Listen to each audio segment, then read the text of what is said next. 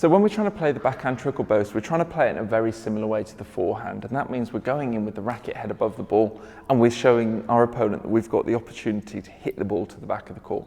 Ultimately, we want them rocking back on their heels, seeing this big swing, seeing lots of energy and power, and thinking, right, the only place this is going to go is the ball's going to be hit hard into the back of the court. But then what we have to do is manipulate the racket face so that we hit the inside edge of the ball, and we're really looking to take as little of the ball as possible, keep the ball on the strings for as little time as possible as we look to carve inside out and send the ball off to the side wall. I personally find it much easier to do on the backhand. On the forehand, you really have to lock that wrist out, and it requires a huge manipulation to get the angle of the racket face correct so the ball goes into the side wall.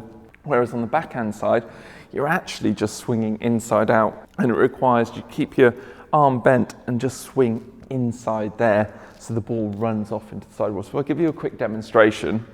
Going in with a straight drive, and then from there, I'm literally doing that. So you can see the angle of the racket face, setting up for the drive, and then at the point of impact, it's actually somewhere in there, and I'm just making sure that it's open enough so that the ball goes into the sidewall.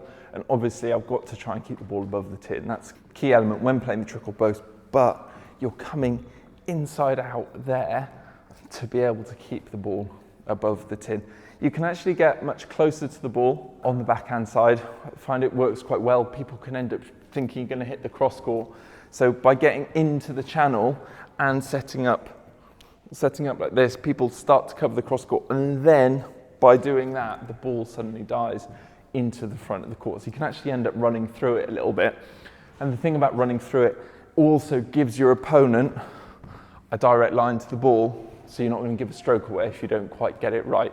So you do think about actually stepping away and giving them the line, but hopefully the whole point of this shot is that they're going to be going backwards and it's an outright winner. So one more demonstration, going in there, and then it's gone in quick, and you can hear how much I'm using the strings. You can hear that sound as the ball hits the strings. That's the key to this shot, is getting the ball working around the front of the court and staying as short as possible.